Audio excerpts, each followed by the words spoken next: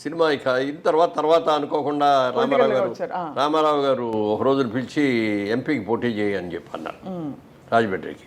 ఏమిటి సార్ మీరు అన్నీ త్యాగం చేసి వచ్చారు, మీలాగా నేను అన్నీ త్యాగం చేసి రాలేను, ఇక్కడ పిల్లలు సెటిల్ అవ్వలేదు, నేను సెటిల్ అవ్వలేదు, నేను రాలేనంటే లేదు బ్రదర్ బాగుంటుంది మీరు రండి అన్నారు. నాకు 4 రోజులు టైమే ఉండదు సార్, 4 రోజుల తర్వాత చెప్తానని 4 రోజుల తర్వాత కూడా వెళ్ళి ఏమి ఓకేనా అన్నారు వెళ్ళగానే. లేదు సార్ ఏమనుకోవద్దు క్షమించండి సార్, నేను రాలేను, మీలాగా త్యాగం చేసి రాలేనండి అన్న. No it's all right brother okay అన్నారు. తర్వాత 15 ఏళ్ళ తర్వాత చంద్రబాబు నాయుడు గారు పట్టుకున్నారు. ఆ రోజు రమ్మంటే రాలేదు, నువ్వు సెటిల్ అవ్వలేదు, నువ్వు బిజినెస్లోనే సెటిల్ అయ్యారు, నీ పిల్లలు కూడా పెళ్ళి వెళ్ళిపోయి ఆడు సెటిల్ అయ్యారు, రా అంట కూర్చున్నారు. నాకు ఇంట్రెస్ట్ అయినప్పుడు ఎందుకంటే నన్ను ఇబ్బంది పెడతారు వద్దండి అని చెప్పేసి ఇంటికి వచ్చేస్తే అప్పుడు కోటల శివప్రసాద్ గారు నిన్ను కమ్మపాటి రామ్మోహన్ గారిని ఇద్దరు పంపించి మీరు ఏం చేస్తారో తెలియదు, అతను ఒప్పించి తీసుకురండి, మనకు రాజమండ్రిలో క్యాండిడేట్ లేడు సరైన క్యాండిడేట్, ఆయన అయితే గ్యారంటీ గెలుస్తాడు, మళ్ళీ వచ్చి కూర్చొని చెప్తాను. నాకు వద్దండి నా మాట వినండి అంటే, ఆయన కోటల శివప్రసాద్ గారు అంటే నాకు మంచి ఫ్రెండు, చాలా ఇష్టం, చాలా మంచి వ్యక్తి, అద్భుతమైన వ్యక్తి ఆయన కూడా.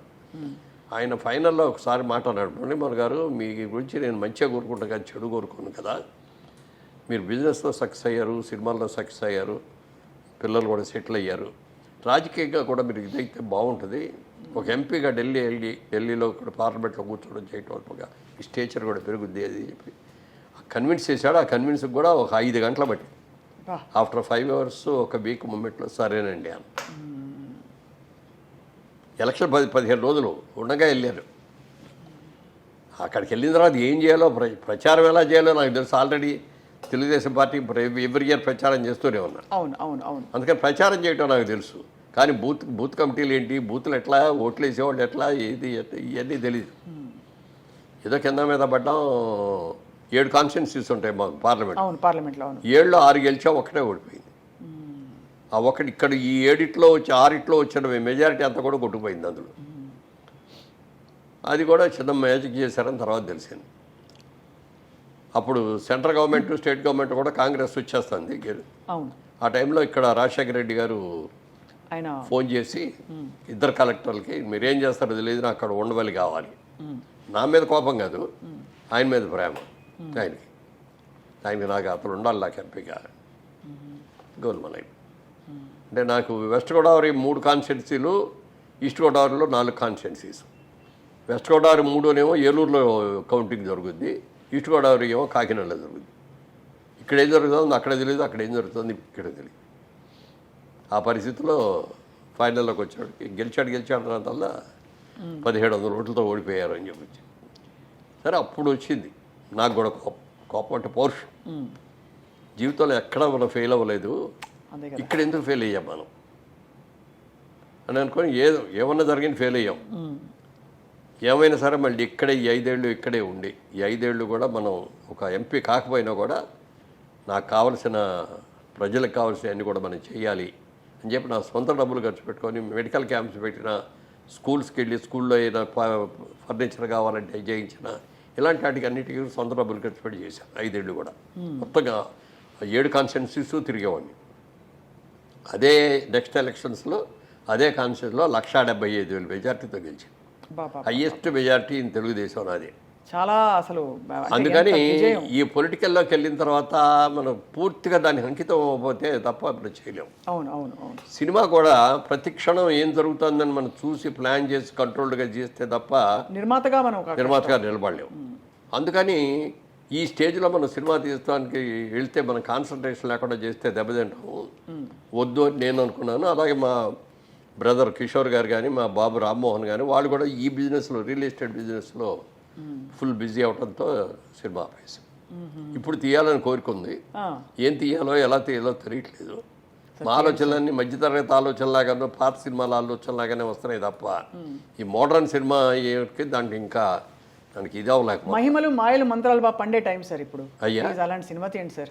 ఇప్పుడు మన హనుమాన్ చూడండి ఎంత బాగా హిట్ అయింది. అంటే దాంట్లో ఏమైందంటే సోషో మైథలాజికల్ సినిమా లాగా చేశారు. అది కరెక్ట్. అది ఏదో ఒక దేవుడు అట్లా. దీనికి బాగా ఉంది సార్ కార్తికేయ అంతకు ముందు అంటే ఇవి అసలు తిరుగు లేకుండా హిట్ అవుతున్నాయి ఈ పద్ధతిలో ఉండే సినిమాలన్నీ అనిపిస్తుంది నాకు. మంచి లైన్ తీసుకున్నాడు అతను. చూసే వాళ్ళకు కూడా ఒక పాజిటివ్ ఇది వస్తుంది, ఒక దైవ కనెక్షన్ వస్తుంది కదా, సో దానివల్ల అందరూ ఇష్టపడి. పెద్ద హిట్ అయిందంటే హిందీలో కూడా పెద్ద హిట్ అయిపోయింది. అవును సార్. వీళ్ళందరూ తెలుగు యాక్టర్లు ఈ తెలుగు సినిమా అక్కడ రిలీజ్ చేస్తే అది పెద్ద హిట్ అయిపోయింది. అలా వి ఎక్స్పెక్ట్ సార్ మీరు తప్పకుండా, ఎందుకంటే సో యాక్టివ్ అండ్ ఇంకా అదే ఏ టైప్ అనేది ఇక్కడ డిసైడ్ చేసుకోలేదు. కథలు వింటున్నాను కానీ ఏదోదో చెప్తున్నారు. మనం ఇలాంటి కథలు అయితే మనం ఇక్కడ కూర్చొని రోజు పని చేయొచ్చు అన్న లెవెల్లో బోర్ సార్. నిజంగా మాట కామాట లవ్ స్టోరీలు బోర్ సార్. ఎందుకంటే ఇప్పుడు బాగా మారిపోయాయి లవ్ స్టోరీ పద్ధతి. ఎరా అంటే ఎరా అనుకుంటున్నారు అబ్బాయి అమ్మాయి, అందరూ మందులు తాగుతున్నారు, అందరూ సిగరెట్లు తాగుతున్నారు. అది అండ్ ఇప్పుడు ఇద్దరు అబ్బాయిలు ఒక అమ్మాయి ఇలాంటివి ఎక్కువైపోయాయి. అంటే తప్పు రేటు దాంట్లోకి వెళ్ళలేదు నేను నిజంగా. చిరాగ్గా ఉంటుంది కదా సార్ చూస్తే కూడా. తర్వాత లివింగ్ టుగెదర్లో పెరిగిపోయింది సోషల్ లైఫ్లో కూడా. ఆ లివింగ్ టుగెదర్లు తీయాలన్నా కూడా నా మనసు అవ్వదు. మీరైతే సంప్రదాయవాది సార్ అయితే పూర్తిగా, ఎందుకంటే కుటుంబం, భార్య, పిల్లలు, అది ఫ్యామిలీ ఓరియంటెడ్. ఆ సినిమా లాగా ఒక సినిమా తీస్తే ఇప్పుడు ఆడుతుందా లేదా అనేది అనుమానం ఉందండి. అందుకే వాటి రెండింటికి వయా మీడియా సోషల్ ఫ్యాంటసీ. అదే సార్, సోషల్ ఫ్యాంటసీ మధ్యలో పెడితే. అవును సార్. ఇప్పుడు అంటే మీరు శోభన్ బాబు గారికి కూడా చాలా క్లోజ్ కదా సార్. వారికి ఇన్ఫాక్ట్ రియల్ ఎస్టేట్ లో డబ్బులు పెట్టమని ఆయన మీకు సలహా ఇచ్చారా, మీరే ఆయనకి ఇచ్చారంటే? లేదు, ఆయన ఒక రోజున అడిగారు, మురళీమోహన్ గారు మీ ఎర్నింగ్స్ అన్ని ఎక్కడ ఇన్వెస్ట్ చేస్తారు ఏంటి అని అడిగారు. Sir I'm basically business man అండి, సినిమాల్లోకి వచ్చినా కూడా సినిమాలు తీసుకుంటున్నా కంపెనీ పెట్టి, అలాగే నాకు నచ్చిన సినిమాలు జిల్లాలు కొనుక్కుంటున్నాను, ఈ రెండు కాకుండా 2 డిస్ట్రిబ్యూటర్ కంపెనీలో షేర్లు కూడా పెట్టానండి అన్న. అంటే వాళ్ళకి మీకు లాభాలు పంచిపెడతారని అనుకుంటున్నారా అన్నాడు. పంచిపెడతారండి, చాలా మంచి వాళ్ళు అండి అని. మిమ్మల్ని మీ అంత పిచ్చాళ్ళు ఎవరో ఉండరు, వాళ్ళు కష్టపడి సంపాదించి ఆ డబ్బుల్ని మీకు పంచుతారంటే వాళ్ళు తినగా ఏమైనా మిగిలితే మీకు ఇస్తారు ఎవరు ఇట్లా అన్నాడు. కాదండి అన్న. మొత్తానికి 2 కూడా ఫెయిల్ అయిపోయి సంవత్సరం అయిన తర్వాత 2 పోవటం కాకుండా నా డబ్బులు కూడా మళ్ళీ పెట్టిన డబ్బులు పోవటమే కాకుండా మళ్ళీ మిగిలిన డబ్బులు కూడా అప్పులు తెచ్చా కదా. అప్పుడు మళ్ళీ ఆయన దగ్గరికి వెళ్ళి అడిగేవండి, మీరు చెప్పినట్టే అయింది, మీరు నాకంటే సీనియర్ హీరో, నాకంటే పెద్ద హీరో, నాకంటే ఎక్కువ రెమ్యూనరేషన్ తీసుకుంటున్నారు, మరి మీ డబ్బులంతా ఎక్కడ ఇన్వెస్ట్ చేస్తారండి అని అడిగితే అప్పుడు చెప్పాడు ఆయన, ఈ ప్రపంచంలో 3 వంతులు సముద్రమే ఉంది, 1 వంతే భూమి. ఆ భూమిలో కూడా మంచు పర్వతాల మీద మనం వెళ్ళి ఉండలేము, అలాగే ఎడారుల్లో మనం ఉండలేము. నివాసయోగ్యమైన స్థలాలు తక్కువే ఉంటాయి, ఈ భూమిని ఎవరో పెంచలేరు, భూమి అలాగే ఉంటుంది. జనాభా విపరీతంగా పెరుగుతున్నారు ప్రపంచం యావత్తు. రాబోయే రోజుల్లో ల్యాండ్కి డిమాండ్ వస్తాయని చెప్పి నేను మొత్తం ల్యాండే కొంటున్నాను.